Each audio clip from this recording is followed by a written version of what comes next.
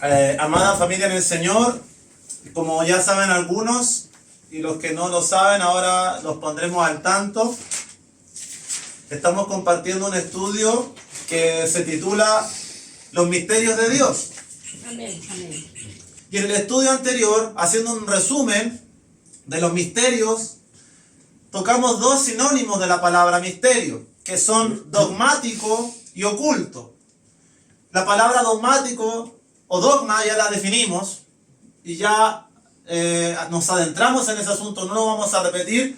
Y lo que vimos en la enseñanza anterior fue el término oculto, porque de la palabra misterio, un sinónimo de esta palabra, una palabra hermana de misterio, es algo que está oculto.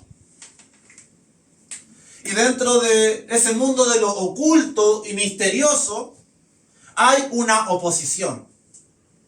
No todo lo oculto y misterioso proviene de Dios.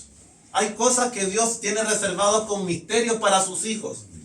Porque como dice Jeremías 33:3, clama a mí y yo te responderé y te enseñaré cosas grandes y ocultas que tú no conoces, pero debemos buscar para poder obtener esa revelación.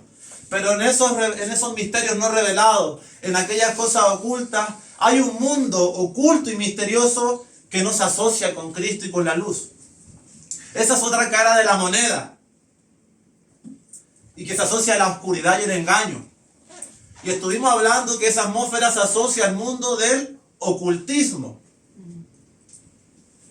El propósito de esa enseñanza, donde definimos lo que es esotérico, lo que es oculto, todo este mundo místico, de creencias, de filosofías, de prácticas religiosas, de sectas, de ritos, y tantas cosas como la alquimia, el tarot, la adivinación, los sacrificios, los símbolos, y cosas semejantes a estas que están no estipuladas como prácticas que nosotros como creyentes debemos hacer, sino que pertenecen a una atmósfera esotérica, oculta, que no proviene de Dios. Y contra ello fue la advertencia.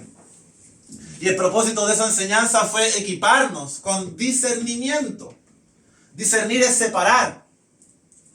Saber lo que es bueno y lo que es malo. Sí, Señor. Poder discernir lo que hay en cada persona o lo que proviene de cada doctrina, para que nosotros que estamos sobre la roca, sobre Cristo, no seamos conmovidos de ese cimiento. Así que fuimos equipados con ese discernimiento, no conforme a un conocimiento esotérico, oculto y reservado para unos pocos, como ellos enseñan. Porque en este mundo opuesto al Evangelio se imitan muchas cosas. Sino que nosotros no contamos con un conocimiento esotérico y reservado solo unos pocos, sino que contamos con la revelación de la palabra. Amén. Que si bien tiene misterios y cosas escondidas, no es algo que esté oculta como algo místico, sino que la Biblia está revelada a toda la humanidad.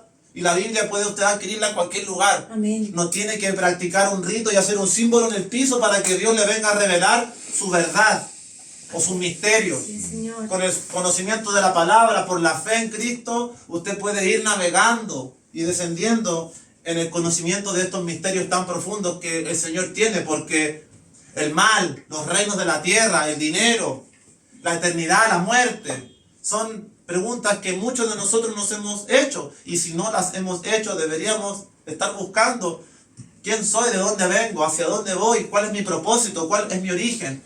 La Biblia es quien nos da todas estas respuestas. Así es, amén. En Apocalipsis tenemos el destino, en Génesis tenemos el origen, Amén. y así muchas otras cosas.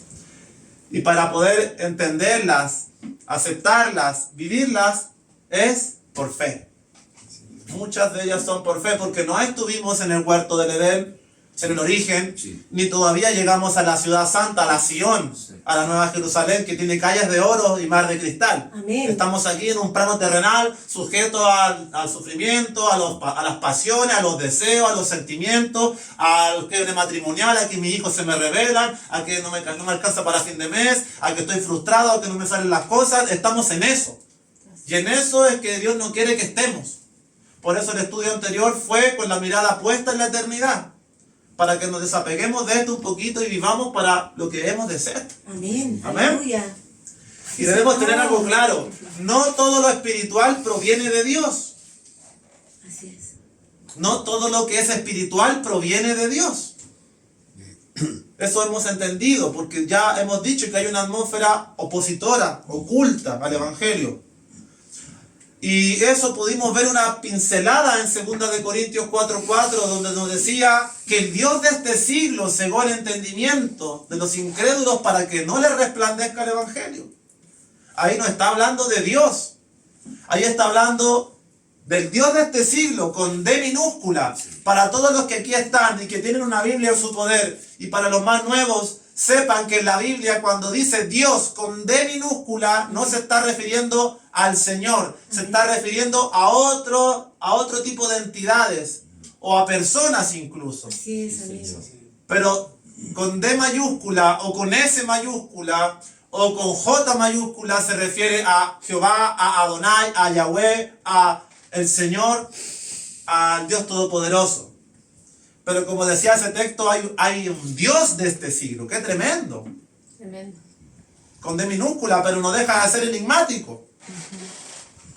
Nos habla de otra fuerza, de otro poder y de otro espíritu.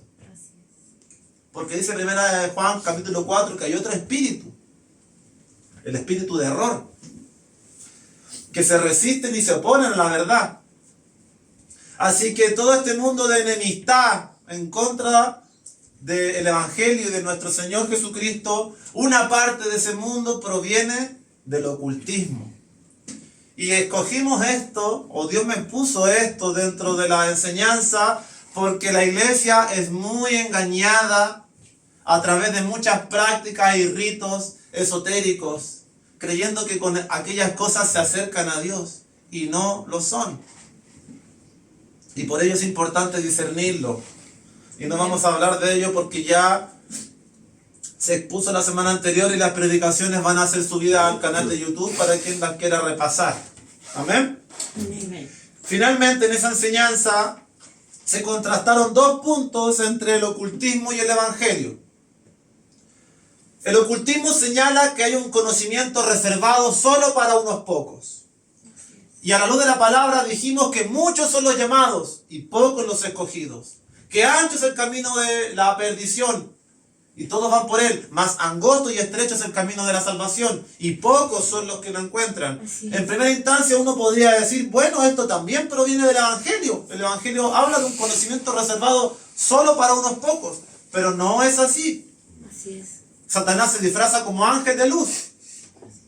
La Escritura nos enseña esto. El plan de Dios, dijimos, es para toda la humanidad. No está reservada solo para unos pocos. La voluntad de Dios es que todos sean salvos. El versículo más citado en las iglesias, Juan 3:16.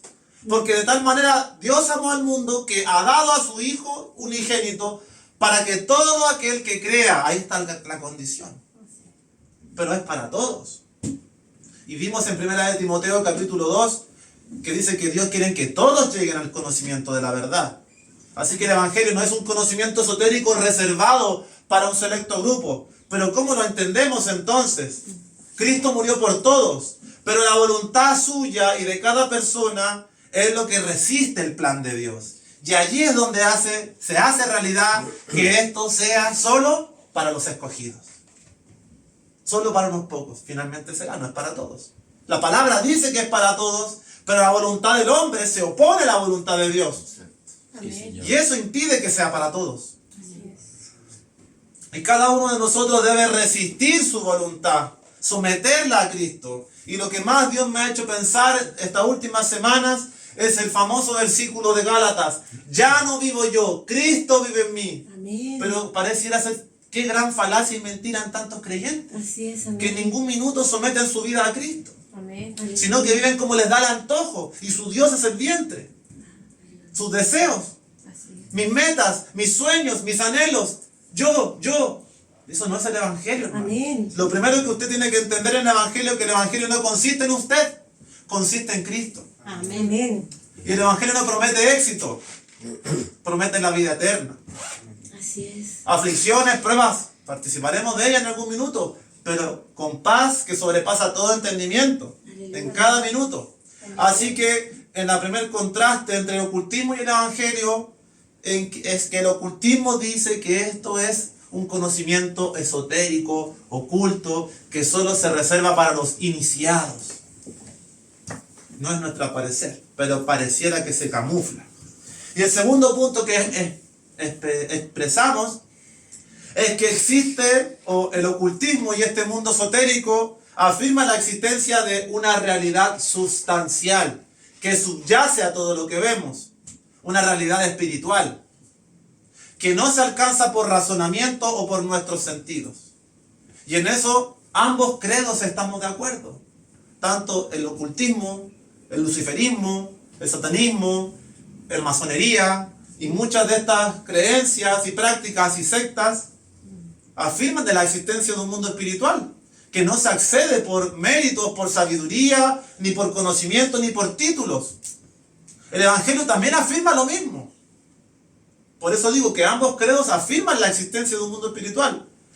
La diferencia radica en los medios que se utilizan para alcanzar esa experiencia.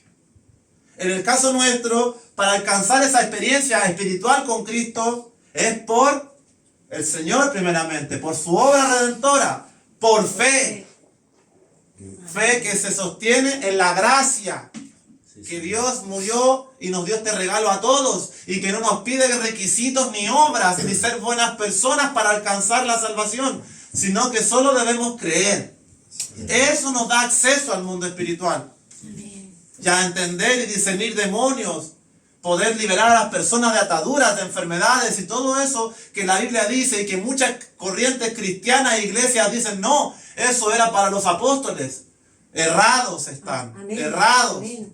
Porque no les ha sido revelado el misterio de que esto es para todos. Así porque el Dios de ayer es el mismo hoy y por los siglos. Amén. Y lo que había sobre los apóstoles es para usted también. Aleluya. Pero usted no quiere pagar el precio, pareciera. Gloria a Dios. Y quizás yo tampoco, que el Señor me ayude para pagar ese precio y santificarme cada día más. Amén. Para que todos seamos instrumentos y vasos de honra. Pero como digo, este mundo nos mantiene un poquito atados. Por eso debemos poner la mirada en las cosas de arriba. Así que en el caso del ocultismo, ellos no profesan el asunto de la fe. La fe es como la antítesis contra el mundo de Satanás. En el caso de ellos es por gnosis. La gnosis. Hemos hablado de lo que es gnosis, que se llama conocimiento. Y la gnosis entra en las prácticas de meditaciones para conectarse con entidades a través de prácticas esotéricas y místicas. Recitar mantras y ver el aura y el reiki y toda esta onda oriental, hindú, asiática que está impregnada en toda nuestra cultura. Y eso es solo una rama. Porque si nos ponemos a hablar de esto, tenemos tema para 10 estudios. Así que en el mundo de ellos es por gnosis.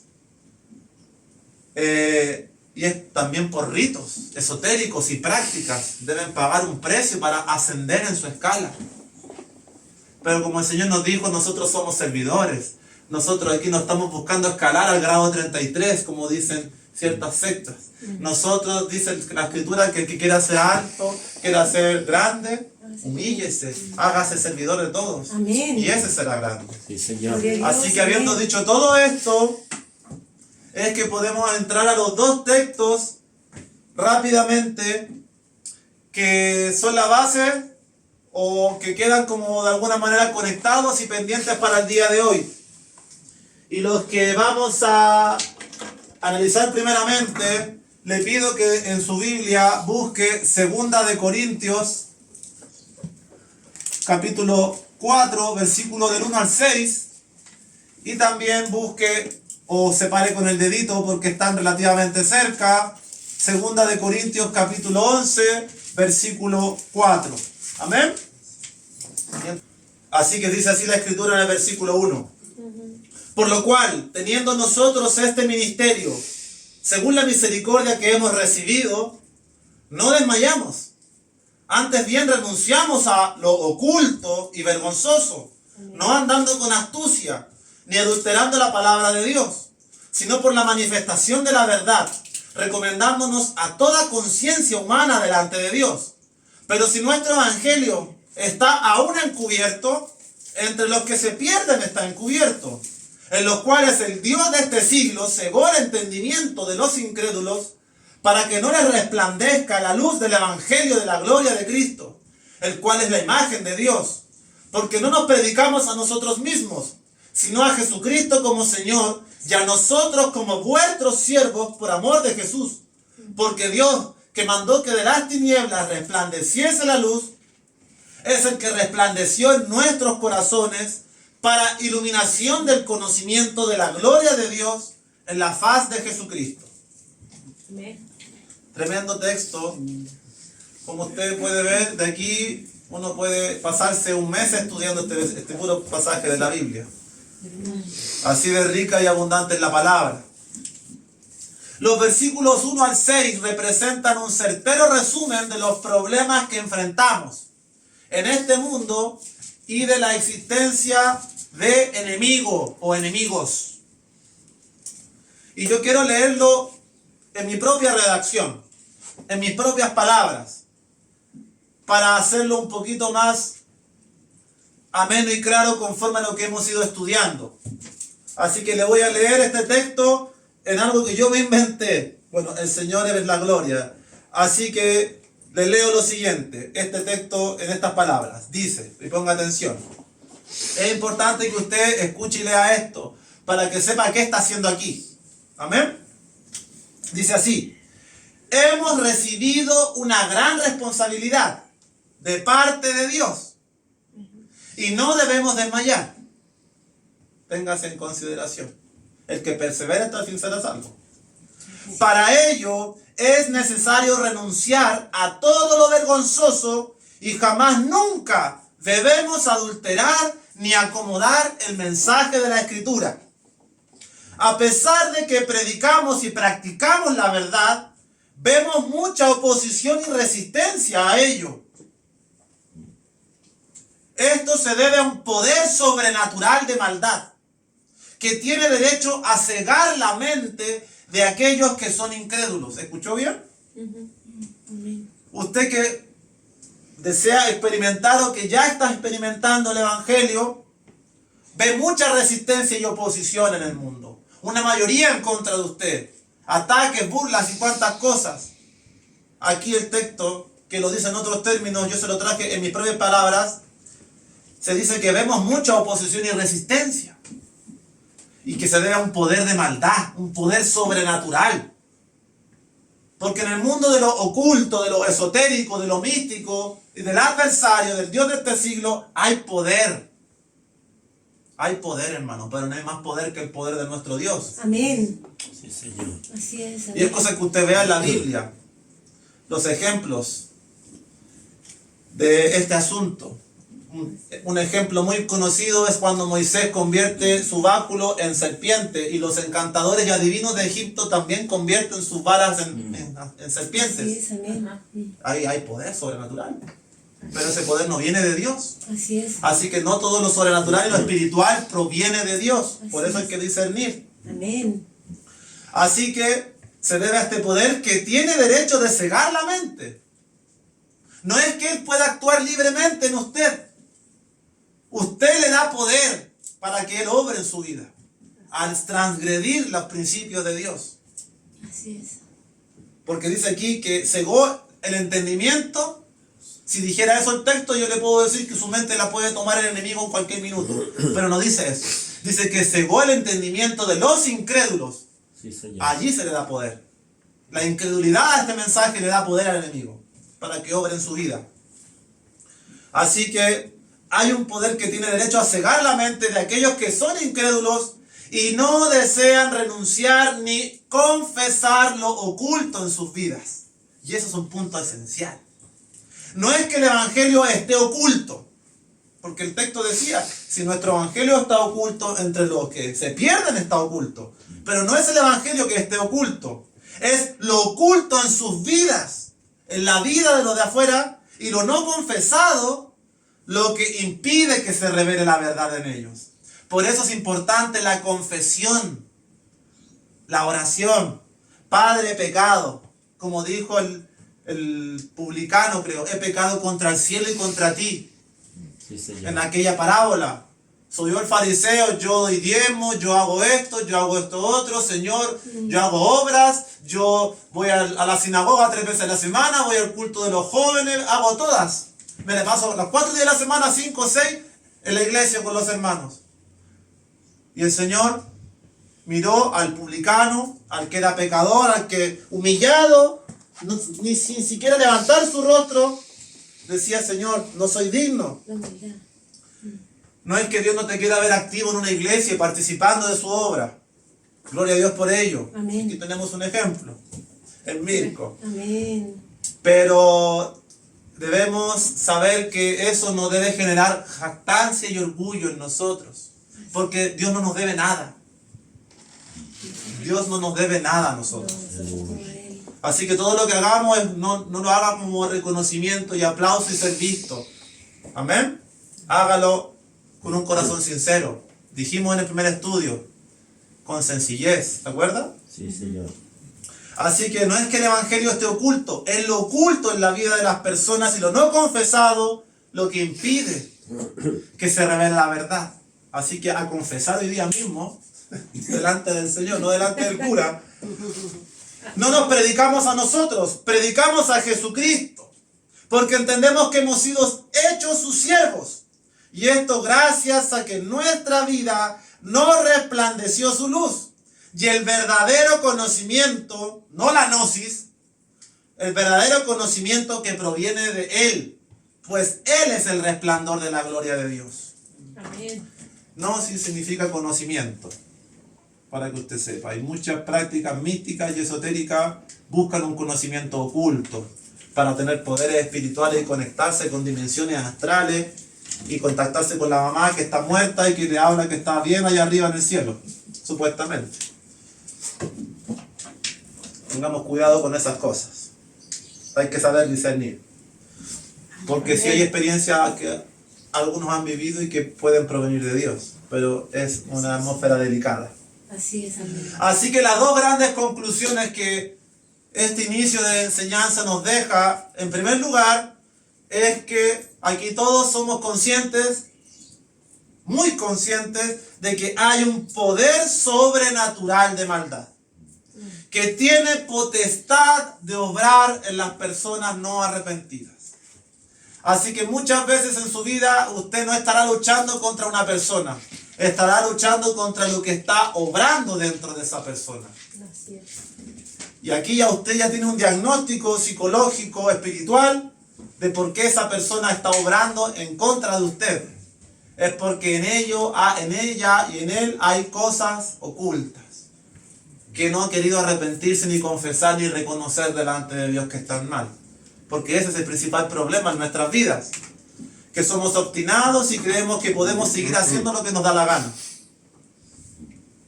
Y el Evangelio no nos invita a eso, hermanos. Es vivir para la voluntad de Dios. Y la segunda verdad que hemos de leer, que es muy interesante, este pasaje nunca se agota, siempre es un haz de luz en nuestro camino, es 2 Corintios 11:4. 2 Corintios 11:14 es el segundo texto complementario que es muy importante.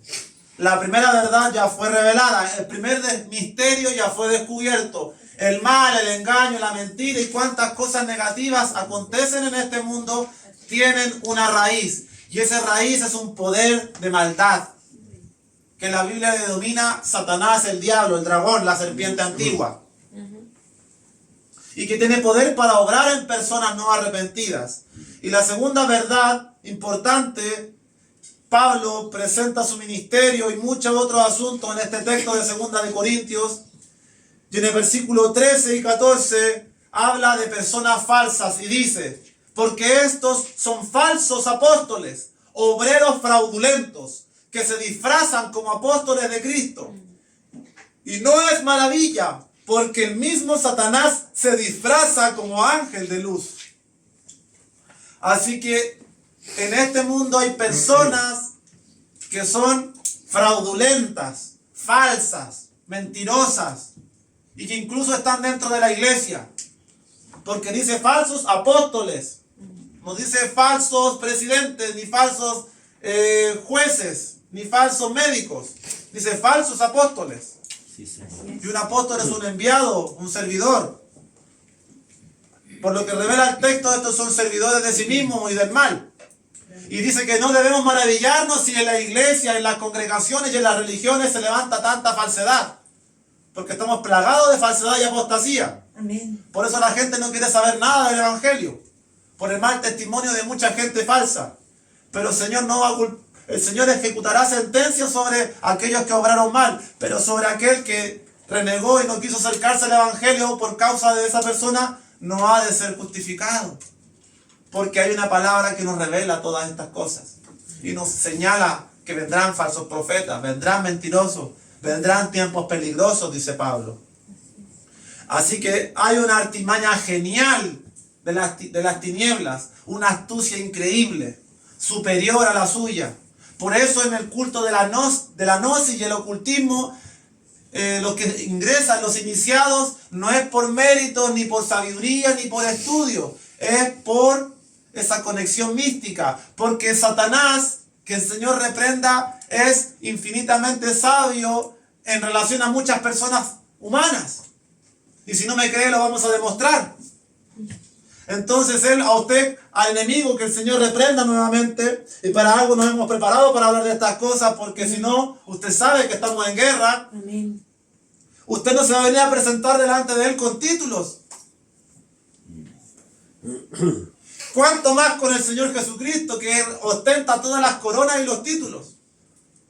Pero en ambos campos espirituales, del bien y del mal, del error y la verdad, usted no se presenta con sus méritos, con sus filosofías, con su experiencia, con su facha, nada de eso. Todo esto entra en una atmósfera muy profunda y desconocida. Nosotros no nos interesa meternos en ese mundo, nosotros nos interesa saber que lo nuestro es por fe. Por Cristo, por su obra redentora, sus méritos. Eso nos da acceso a la vida y al conocimiento que dice la Escritura que leímos recientemente, ese conocimiento que Cristo nos da. Así que la segunda artimaña que podemos discernir y comprender, además de la primera, es que ese poder sobrenatural de maldad puede disfrazarse y aparentar ser la luz y la verdad. Y es por eso que tanta gente usted le predica y le dice, amigo, hermano, familia, esto está mal. Pero no, si esto no está mal, si mira, si yo me estiro y me conecto con mi yo y me hacen una regresión y yo atrás, en el pasado era un faraón y yo sé que, bueno, ahí entra todo un mundo tan extraño de reencarnaciones y tantas cosas, y así pudiéramos dar tantos ejemplos, tantos y tantos ejemplos. Y la gente se siente a gusto y dice, no, si yo estoy en paz, mis chakras están alineados, mi balance astral y tantas cosas, mis signos zodiacales, hoy me dicen en el diario que voy a conocer el amor de mi vida. Claro, si el enemigo no te va a venir a asustar y con unos cachos a decirte te odio, te va a disfrazar que es tu amigo, que estás haciendo lo correcto, que es la verdad. Esa es su obra maestra. Y debemos tener mucho cuidado cuando hacemos esta advertencia, porque estamos en un mundo espiritual y estamos siendo oídos, hermano.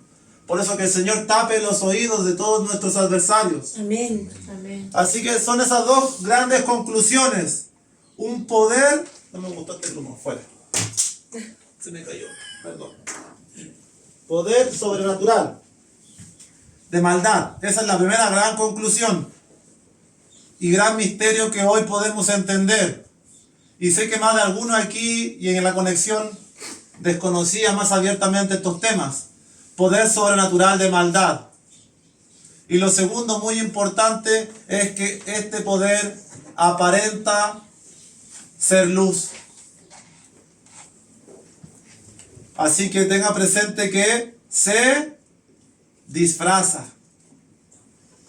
Y como siempre digo, si usted mira allá afuera por las calles de Santiago de Chile, o nuestro hermano Prisco que está en Paraguay, sabrá que en las calles hay muchas iglesias que dicen Jesucristo te invita.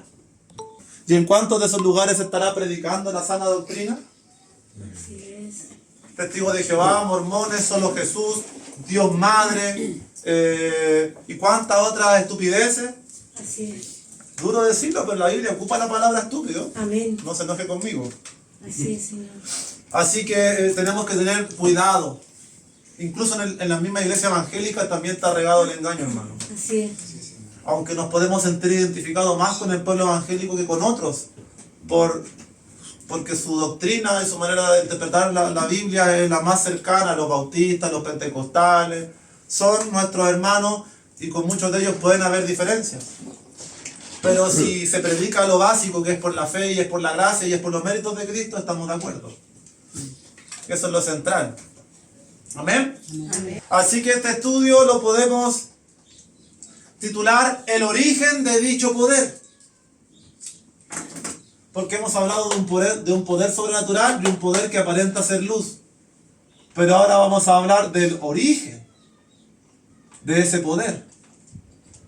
Porque tenemos que resolver este misterio, pues. ¿Por qué hay un poder satánico en la tierra? No podemos responder con un dogma y decir porque sí. Porque nosotros no somos cristianos del año 2024 que demos esas respuestas. Tenemos que estar equipados Amén.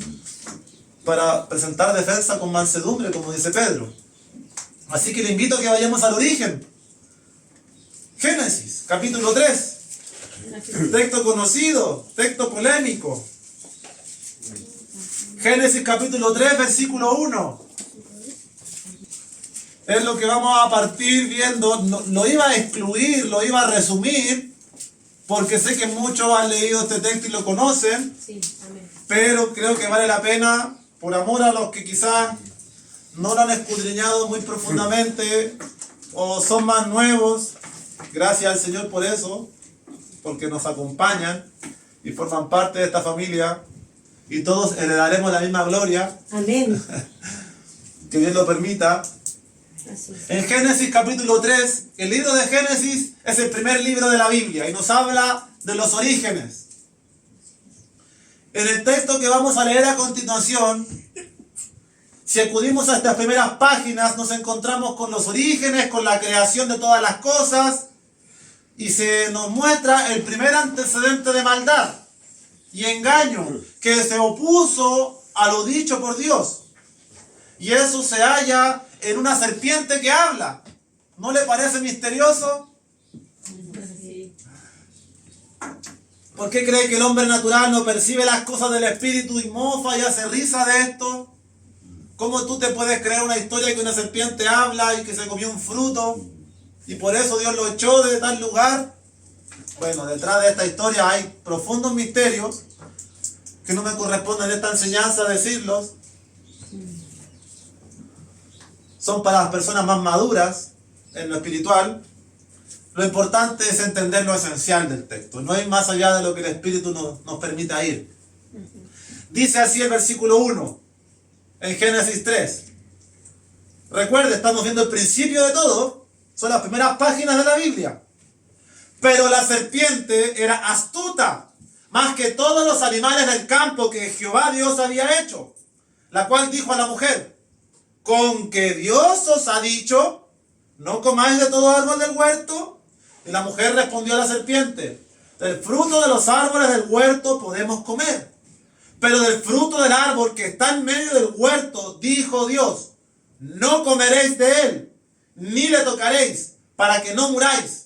Entonces la serpiente dijo a la mujer: no moriréis, sino que sabe Dios que el día que comáis de él, serán abiertos vuestros ojos, y seréis como Dios, sabiendo el bien y el mal.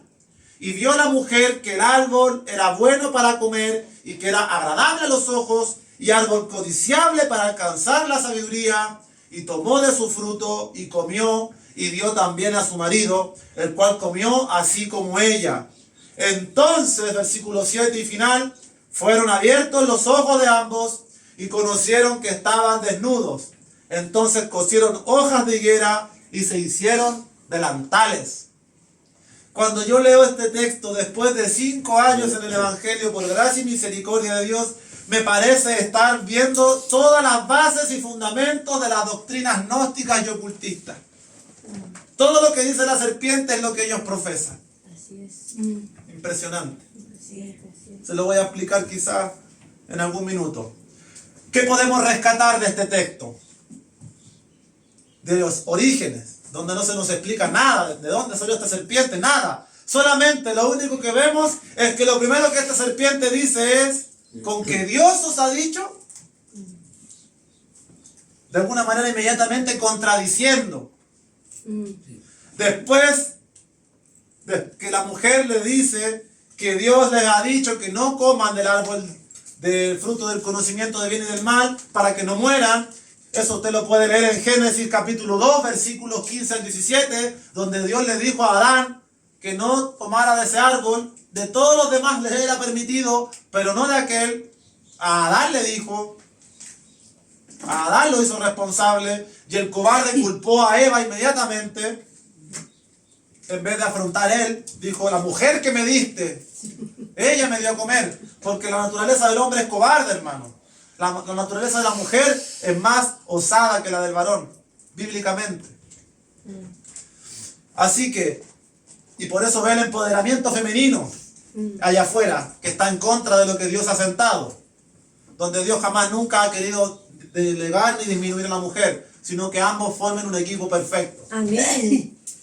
Sí, Así que vemos que la serpiente contradice todo lo que el Señor había establecido para el hombre y la mujer. Y producto de toda esta situación, la mujer come del fruto del conocimiento del bien y del mal, y fueron abiertos sus ojos y conocieron que estaban desnudos.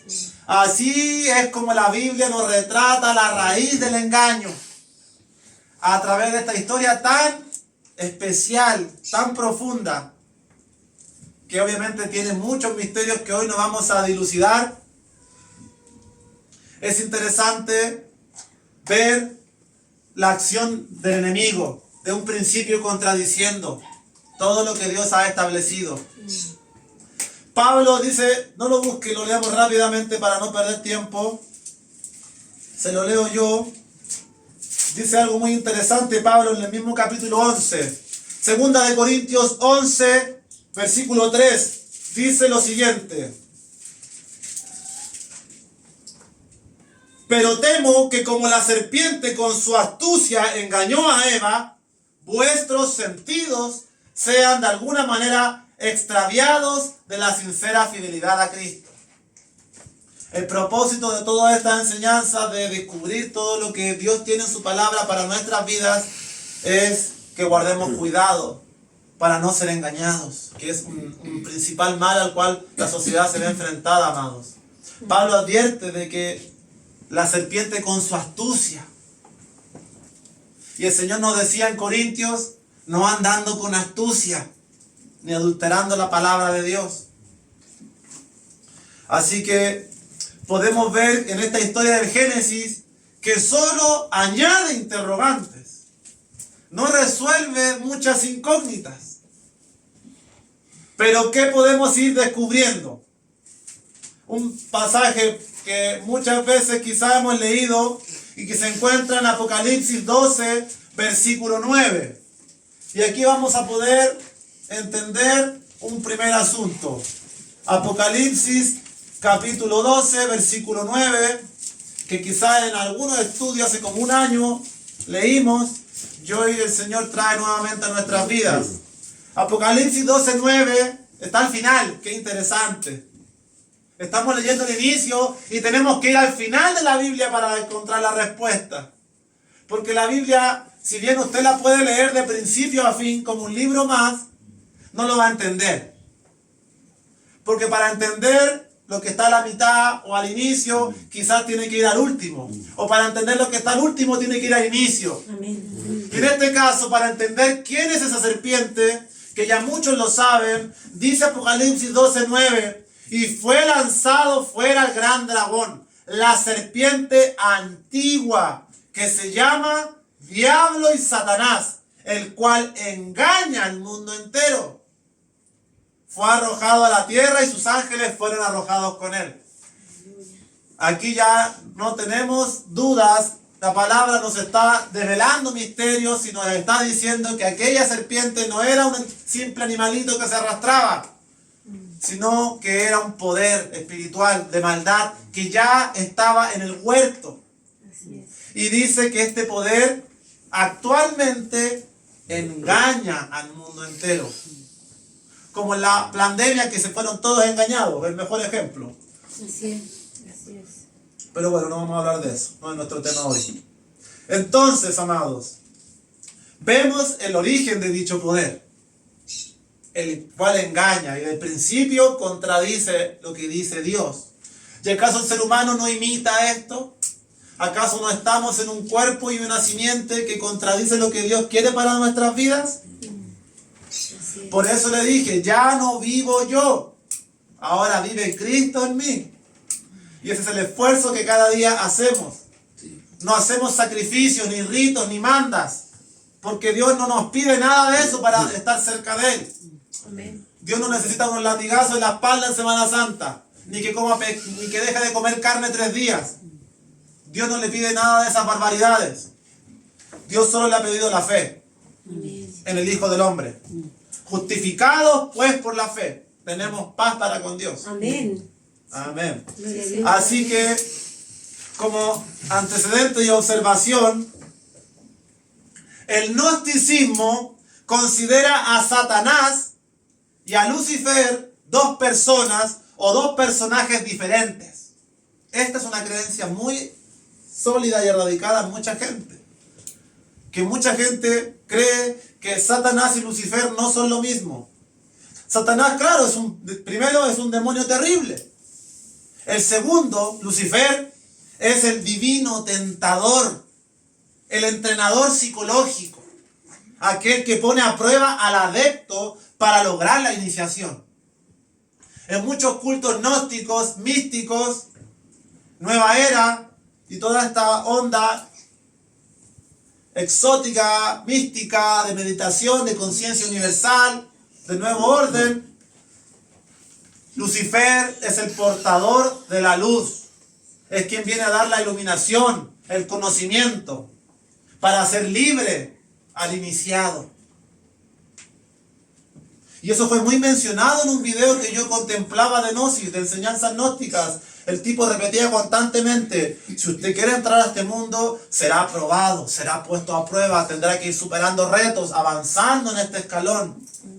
Todas las creencias basadas en el gnosticismo, como la nueva era, el esoterismo o la teosofía, se caracterizan por seguir el ejemplo de la rebelión de Lucifer y su caída, debido a que mediante la iniciación por grados o por gnosis, por meditación, hacen creer al adepto que puede convertirse en un ser superior, alcanzando un estado casi divino sin necesidad alguna de Dios. Y este es el punto central de muchas religiones que han entrado a nuestro país.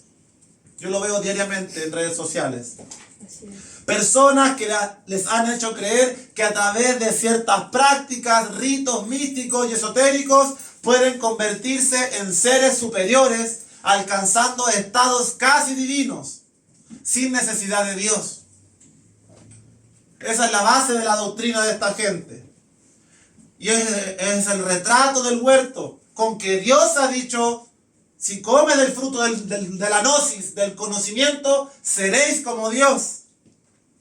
Serán abiertos vuestros ojos, dijo la serpiente. Y lo que más yo veo en redes sociales es el despertar.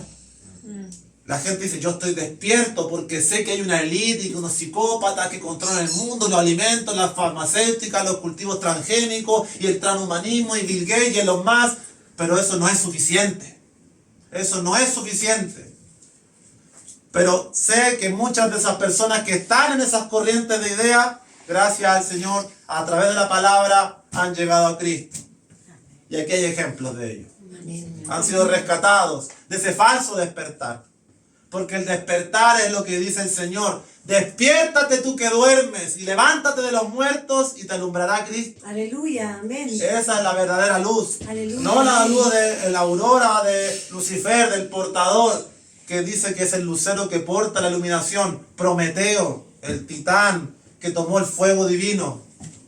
Si usted no cree en estas cosas, vaya a los principales en internet busque las estatuas de los principales edificios de los multimillonarios y ahí afuera en la entrada verá un Prometeo con la luz, representando a Lucifer como su Dios. Aquel que le dio todo ese multimillonario comercio de marcas y a nivel global, Sí. como muchas de estas familias de poder. Y eso no es de extrañarnos porque Satanás tentó a Jesús y le dijo, te ofrezco todos los reinos de la tierra. Así es, amén. Así es, Padre. Qué terrible, hermanos. Gracias al Señor que tenemos la palabra profética más segura, Amén. a la Amén. cual hacemos bien en estar atentos como antorcha que alumbra el lugar oscuro. Aleluya, sí, Señor, amén. Así que, avanzando en este estudio y viendo que el relato de Génesis nos abre muchas interrogantes y que solo hemos podido entender una esencialmente, que la serpiente era aquel dragón, aquel serpiente, Satanás, nuestro adversario, que se levantaba o que se levanta en contra de todo lo que se llama Dios, Así es, Señor. queriéndose hacer pasar por Dios. Amén. Amén. Y yo creo que vamos a ver el último pasaje del día y lo demás lo dejaremos para el siguiente estudio. Amén. ¿Ya? Así que vaya a Ezequiel 28. Ezequiel Ezequiel capítulo 28, versículo 11. En este pasaje nos vamos a pasar unos 10 minutos antes de despedirnos. Y qué bueno porque así puedo complementar con más información todo lo que hoy hemos hablado. Amados hermanos, vamos a cerrar el estudio con este texto no menos interesante. Dice Ezequiel capítulo 28, versículo 11. Note antes de todo esto que el contexto de este pasaje se le habla al rey de Tiro. Tiro es una provincia de aquellos días que se encontraba en Fenicia, lo que es actualmente en Líbano, cerca a Israel. Pero cuando leamos este texto, usted se va a dar cuenta que si la Biblia está describiendo un personaje humano y terrenal, no coincide. No coincide ni encaja con ningún ser humano que usted conozca. Por eso es un misterio y por eso queremos descubrirlo.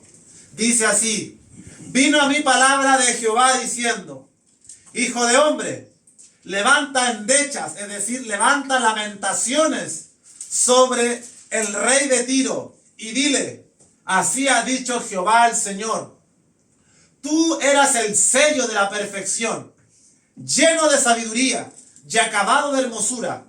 En Edén, en el huerto de Dios estuviste, de toda piedra preciosa era tu vestidura, de cornerina, topacio, jaspe, crisólito, berilo y ónice, de zafiro, carbunclo, esmeralda y oro. ¡Wow! Los primores de tus tamboriles y flautas estuvieron preparados para ti en el día de tu creación. Tú, querubín grande, protector, yo te puse en el santo monte de Dios. Allí estuviste, en medio de las piedras de fuego te paseabas. Perfecto eras en todos tus caminos desde el día que fuiste creado, hasta que se halló en ti maldad. A causa de la multitud de tus contrataciones, fuiste lleno de iniquidad y pecaste, por lo cual yo te eché del monte de Dios y te arrojé de entre las piedras de fuego. Oh querubín protector, se enalteció tu corazón a causa de tu hermosura, corrompiste tu sabiduría a causa de tu esplendor. Yo te arrojaré por tierra, delante de los reyes te pondré para que miren en ti. Con la multitud de tus maldades y con la iniquidad de tus contrataciones, profanaste tu santuario. Yo pues saqué fuego de en medio de ti, el cual te consumió, y te puse en ceniza sobre la tierra a los ojos de todos los que te miran. Todos los que te conocieron de entre los pueblos se maravillarán sobre ti. Espanto serás y para siempre dejarás de ser. Texto muy enigmático.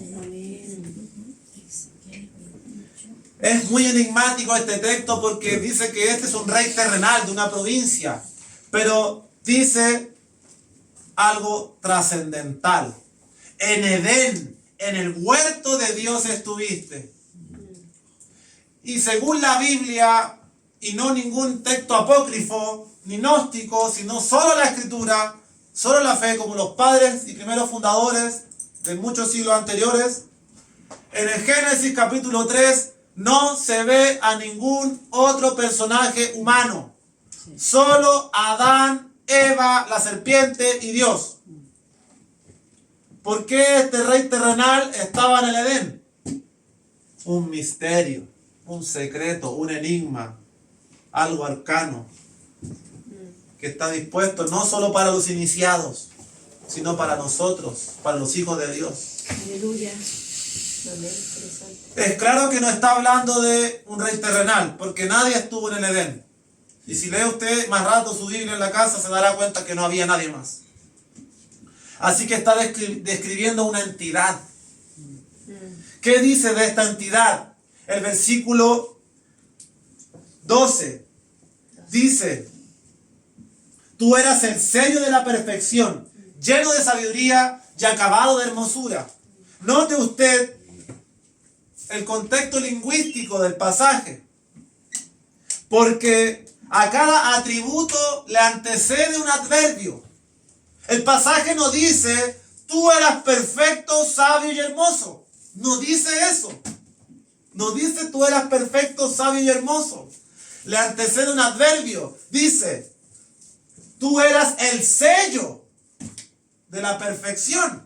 Amén. No eras perfecto, eras el sello de la perfección. No eras sabio, eras lleno de sabiduría. No dice que era hermoso, era acabado de hermosura. ¿Se fija el adverbio?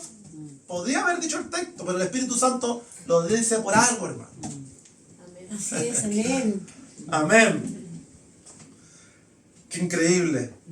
En el versículo 13 dice, en el Edén, en el huerto de Dios estuviste, y de toda piedra preciosa era tu vestidura. ¿Quién puede vestirse así? De esmeralda, oro, zafiro, carbunclo, ónice. Piedras que si usted googlea verá lo hermosas que son. Sí, Sí, maravillosa. maravilloso, sí. Esto me recuerda el efod que montaba el sumo sacerdote con 12 piedras preciosas. Porque querubín, el título de esta entidad, era una entidad de adoración y protector de la santidad de Dios. Sí, Señor. Amén. Así Quizás por eso vestía de esta forma. Qué increíble. Quizás había un sacerdocio ya antes de la creación del ser humano. No lo sabemos, amados. Habría que indagar más profundamente, pero no puedo afirmar cosas que no me autoriza la Biblia. Amén. Amén. Dice que estuviste y toda gloria fuiste vestido en el día de tu creación. Qué importante esto. Fue creado. No existe desde siempre, no es eterno, no es el hermano de Jesús, como afirman los mormones, por ejemplo. Así es. Dice que del día que fuiste creado, Amén. todo poder, principado, señorío, potestad y autoridad fue creado por medio de Él y para Él. Solo Cristo tiene preeminencia, nadie más. Amén. Así Esta es, entidad amén. también fue creada con grandes atributos, pero fue creada, dice el texto. Y dice que era un querubín, grande y protector. La palabra grande en el hebreo, mimshah, significa alas extendidas de gran alcance, para cubrir y proteger. Porque muchos no van a entender esto, pero el arca del pacto, donde habitaba la presencia de Dios, dice que habían 2 querubines protegiéndola con alas extendidas. Así es, amén. Busque el arca del pacto en Google si tiene tiempo y verá que era cubierto por 2 querubines. Amén. Y dice que cuando Dios echó a Adán y a Eva del huerto por pecar, dice que puso una espada a la entrada del huerto, a la salida, y querubines protegiendo para que el hombre no alargara su mano y tomara el fruto de la vida eterna. Amén. Tremendo. Aleluya. O sea que los querubines no eran cualquier cosa, ni son cualquier cosa. No. Ezequiel capítulo 1, Ezequiel capítulo 10 nos describe estas entidades con 4 alas, 4 caras, con ruedas llenas de ojos. Son una cosa increíble. Amén. Así es. Así que todo esto que dice el texto, en el versículo 15 podemos añadir además lo que le dije yo, que en 2 ocasiones dice que fue creado. Y es muy importante que la Biblia haga estos énfasis. Hasta. Y aquí está la raíz del problema. Este fue el primero que prevaricó y se rebeló. Y no solo, porque leímos Apocalipsis 12:9 y dice que 1/3 de ellos se rebeló. Sí. Dice que hasta que se halló en ti maldad. O sea que Dios no creó al diablo ni a Satanás, como muchos ateos e ignorantes dicen. Amén. Dios creó a un querubín perfecto, hermoso, sabio, protector. Gloria a Dios. Pero él decidió pecar, como lo revela Ezequiel. Así es. Así lo entendemos, y no es solamente el único texto, hermano. Por eso este estudio se va a alargar al siguiente para demostrarlo con otros pasajes, como Isaías 14, Ezequiel 31 y quizás alguno más. Así que para ir finalizando, se ve la sentencia sobre esta entidad, del versículo 16 en adelante. Sentencia, así es. Dice, a causa de la multitud de tus contrataciones, fuiste lleno de iniquidad y pecaste, por lo cual yo te eché del monte de Dios y te arrojé de entre las piedras de fuego, oh querubín protector. Mire el versículo 17, corrompió los atributos que Dios le había dado. Se enalteció tu corazón a causa de tu hermosura. Corrompiste tu sabiduría a causa de tu esplendor. Y ahí nos habla de multitud de maldades, de contrataciones que puede asociarse a que él orquestó un atentado que veremos la siguiente semana, donde se ve que quiso arrebatar el trono de Dios. O sea que el pecado que el Señor nos advierte en esta hora y el cual aleja a las personas de la plenitud y del gozo y de la alegría que vivimos en el Evangelio es la altivez. Así es, Señor. La altivez es el orgullo y la soberbia. Amén. Sentirse superior al resto, por lo cual menosprecia a los demás. Así es, Señor. Así que, amados hermanos, la próxima semana quizás repasemos algún punto de Ezequiel. Se quedan varias verdades por leer, pero hasta aquí nos ha dado el Señor. Amén. Gracias. Y vamos avanzando y descubriendo misterios en la palabra. Amén. Para que cada uno saque sus propias conclusiones y que el Espíritu Santo sea nuestra única compañía. Amén. Amén. Así que el Señor les bendiga. Amén.